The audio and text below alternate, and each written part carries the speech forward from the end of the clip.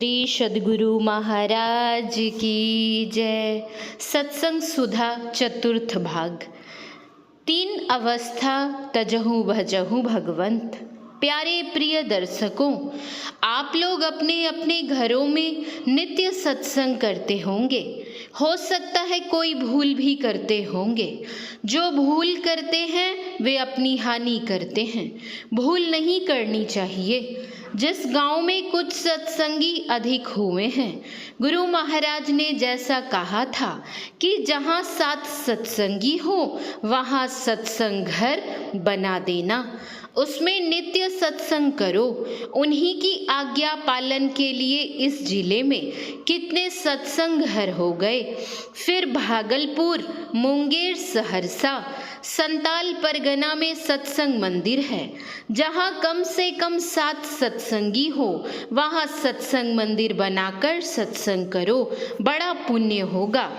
जो लोग भगवान में श्रद्धा रखते हैं वे ठाकुरबाड़ी शिवालय बनाते हैं। ये ठाकुरबाड़ी और शिवालय केवल पूजा के लिए नहीं, सत्संग के लिए भी ये स्थान है। सत्संग नहीं हो तो होते होते पूजा भी छूट जाए, और सत्संग होते रहने से सत्संग प्रेरण करेगा पूजा करने के लिए। इसी तरह सत्संग मंदिर सत्संग करने के लिए प्रेरण करेगा और सत्संग ध्यान करने के लिए प्रेरण करेगा। क्योंकि जिस बात को बार बार सुनो उस काम को करने की प्रेरणा मिलती है। बारंबार काशी की महिमा सुनाते सुनाते युधिष्ठिर का मन काशी की ओर जाने के लिए फेरा गया। इसी तरह बार बार सत्संग सुनो, ईश्वर की ओर मन होगा। जितने ईश्वर की ओर हुए हैं सत्संग से ही। बिनु सत्संग भगति नहीं होई,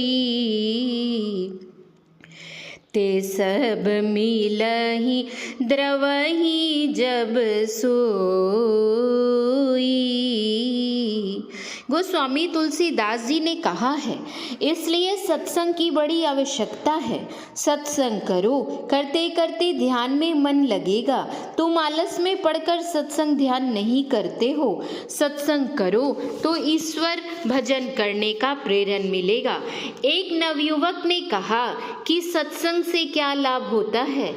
मैं रेलगाड़ी पर चढ़ने वाला था। मैंने कहा, तुलसीदास जी ने कहा है कि मति की रति गति भूति भलाई, जब जेहि जतन जहाँ जेहि पाई,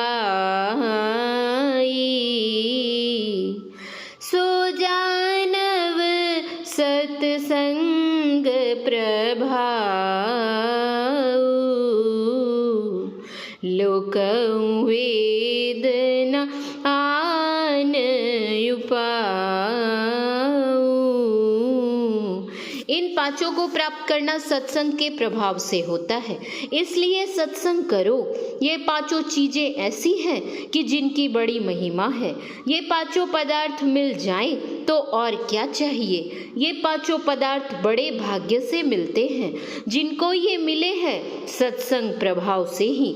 इसलिए सत्संग अवश्य कीजिए। अभी संत कबीर साहब का भजन गाया गया।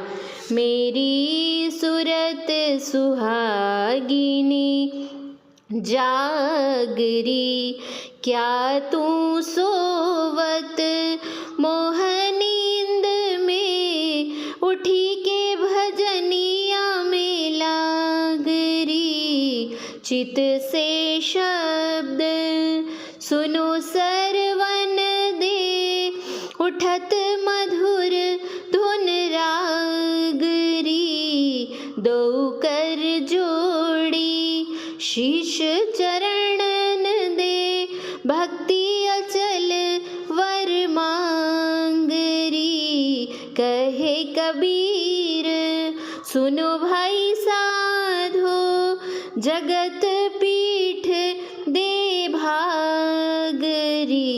अज्ञानता की नींद में क्या सोते हो? इस नींद से उठो, जागो। साधारण निद्रा की बात नहीं, मोह की नींद में आप सोए हैं। चाहे आप बैठे रहे, चलते रहे, मोह की नींद में हैं। उठो, भजन करो, मोह छूटेगा। लोग कहेंगे हम कब सोए हैं, हम तो चलते फिरते हैं। लेकिन गोस्वामी तुलसीदास जी कहते हैं, मोह निसा सब सोवनिहारा, देखिए सपन अनेक प्रकारा। और कबीर साहब कहते हैं, तन सराय मन साहब, मन सा उतरी आए। को काहू का है नहीं, सब देखा ठोक बजाए। सपने सोया मानवा, खोल देख जो नैन। जीव पड़ा बहुलूट में, ना कछु लेन न देन। अगर जग जाओ तो कोई काहू का है नहीं, यह प्रत्यक्ष हो जाएगा। यदि समझो कि यह बौद्धिक जगना है, तो बौद्धिक जगना मनन में होता है। मनन स्थिर रहता नहीं है, तब क्या तुम जग सकोगे? जगने में ही फिर जगने कहते हैं। खोल देख निज नैन। यह कौन आँख है जिससे तुम भीतर देखोगे? वह आँख है हाड़ चाम मांस का शरीर है। इसके अतिरिक्त तुम्हारे अंदर अंधकार है। इसके बाद ज्योति मंडल है। बिना ज्योति के आँख में रोशनी कहाँ से आती है? इस आँख को खोलो जिससे अंतः प्रकाश मालूम हो। राजा माँ जमशेद का क्या सिकंदर ऐन, दिल चश्मा से देखिए अविगत सूझे नैन। जामा बराबर कटोरा, एन बराबर एना, अंतर के नेत्र हैं, उनसे देखो। अंतर में देखने की जो कोशिश होती है, उसी कोशिश से आँख को खोला जाता है। आँख के खुलने से तीन अवस्थाएं नहीं रहती हैं। जैसे सोए थे और जग गए तो संसार को देखने लगे, उसी तरह तीन अवस्थाओं से पार हो गए तो अंदर में देखते हैं। इसलिए भजन करो, उठो और देखो। मतलब यह है कि चौथी अवस्था में जाओ। गोस्वामी तुलसीदास जी कहते हैं, तीन अवस्था तजहु भजहु भगवंत। तीन अवस्था से परे चौथी में जाओ, तब जगना होगा, आरोहण होगा। इसी को पलटू साहब ने कहा, रूह करे महराज कुफर का खोली कुलावा। भजन कैसे करो? तो कहा, चित्त से शब्द सुनो सरवन दे। वेद में आया है, दृष्टि शक्ति बढ़ाओ, श्रवण शक्ति को बढ़ाओ। लेकिन यह सीखेंगे कहाँ? जो इसको जानता है उनके चरणों में शीश नवाकर हाथ जोड़कर सीखो। उत्तर दक्षिण पूर्व पश्चिम किसी तरफ भी जाओ, संसार रहेगा। संसार की ओर पीठ कैसे दिया जाएगा? चौथी अवस्था में जाओ तो संसार से ऊपर उठना होगा और तब संसार को पीठ देना होता है। खोल देख निज नैन, यह दृष्टि योग है। और चित्त से शब्द सुनो सरवन दे, यह शब्द योग है। संत लोग कहाँ तक पहुँचते हैं लोग नहीं जानते हैं। संत दादू दयाल जी कहते हैं, दादू जाने ना कोई, संतन की गति गोई। अविगत अंत अंत अंतर पट, अगम अगाध अगोई। सुनी सुन सुन के पारा, अगुन शगुन नहीं दोई। अंड नाना पिंड खंड ब्रह्मंडा सूरत सिंध समोई निराकार आकार न ज्योति तब मन गतिपति खोई दादू दीन लीन चरणन चित मैं उनकी शरणोई। संत लोग अविगत तक जाते हैं। वह अविगत कहाँ है? अंदर के अंतिम पट में है।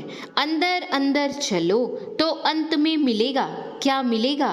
तो कहा सुन्नी सुन सुन के पारा, यानी 3 शून्य अंधकार प्रकाश और शब्द, ये 3 शून्य मिलेंगे। उसके बाद अगुण सगुण नहीं दोई है।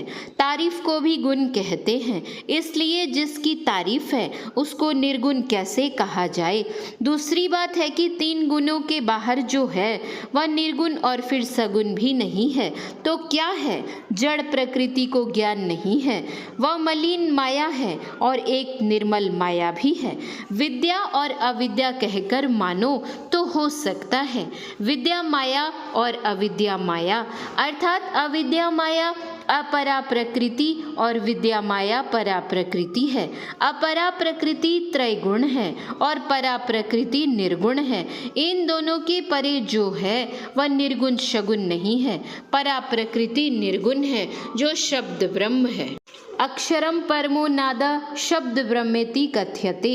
योग सीखोपनिषद। सब 2 प्रकार के हैं, नित्य और अनित्य। नित्य शब्द में परिवर्तन नहीं होता, जिसको आदि नाद या स्फोट कहते हैं, वह निर्गुण है। और जिस शब्द को आकाश का गुण कहते हैं वह सगुण है। जहाँ से जो शब्द निकलता है वहाँ वह विलीन हो जाता है, वहाँ शब्द नहीं रहता। उसको संतों ने अनाम और उपनिषद में निशब्दम परमम पदम कहा है।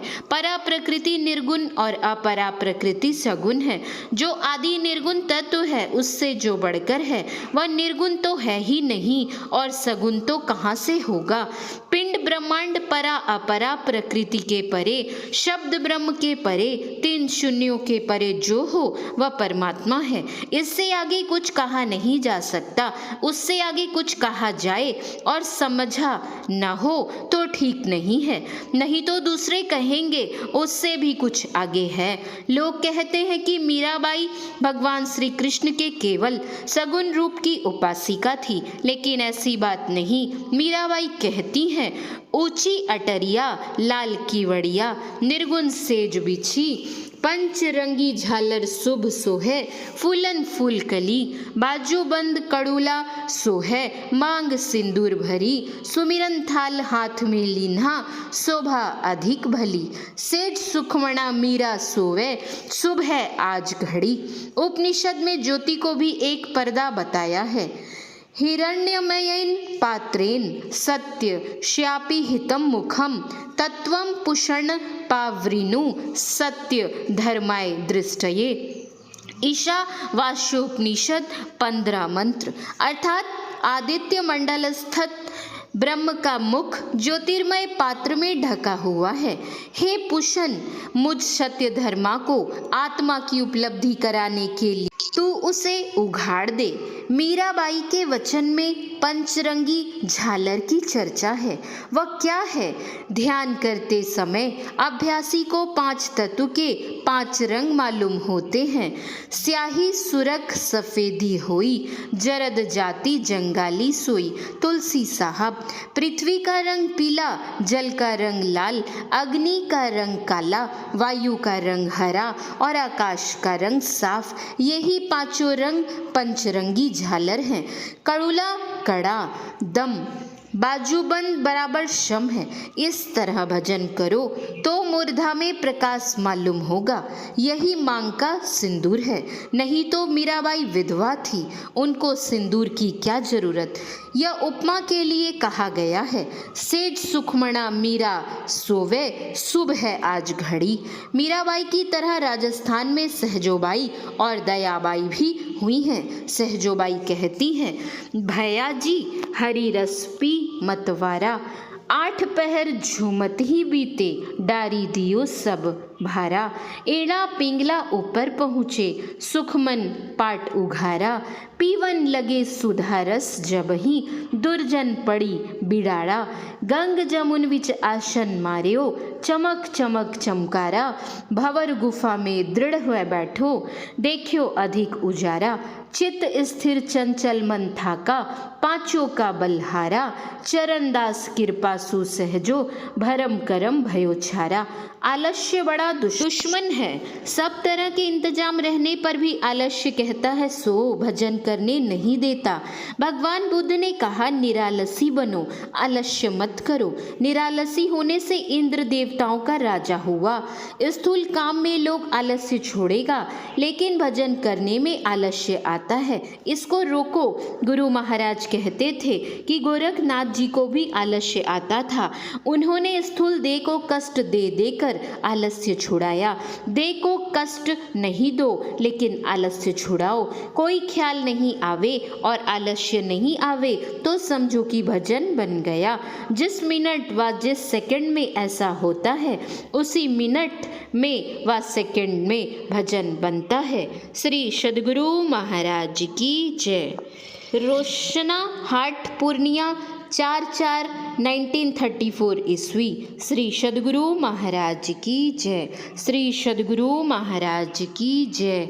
श्री सद्गुरु महाराज की जय।